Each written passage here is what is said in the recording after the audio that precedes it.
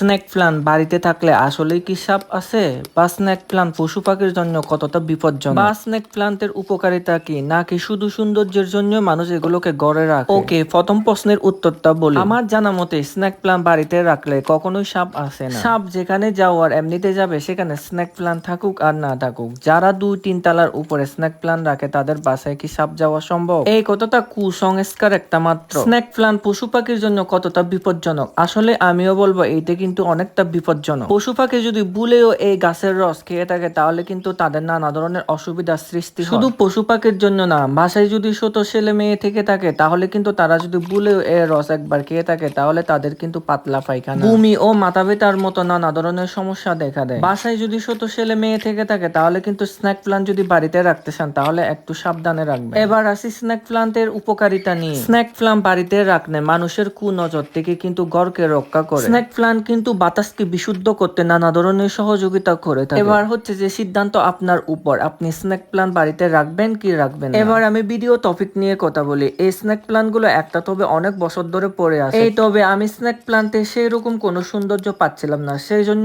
এগুলোকে আমি আলাদা আলাদা করে লাগিয়ে নিচ্ছি। আলাদা আলাদা করে লাগানোর আমার একটা সুবিধা, যখন আমার এগুলো প্রয়োজন হবে তখন কিন্তু আমি এগুলোকে খুব সহজে তুলে নিতে পারবো। তাছাড়াও এই স্নেক প্লান্ট গুলো এত বছর ধরে যে টবে ছিল, সেই টবে আমি অন্য একটা গাছ লাগাবো, সেই জন্য মূলত এগুলোকে আলাদা করা। সো মাই বিউটিফুল পিপল, আজকে যাচ্ছি, টাটা, বাই বাই।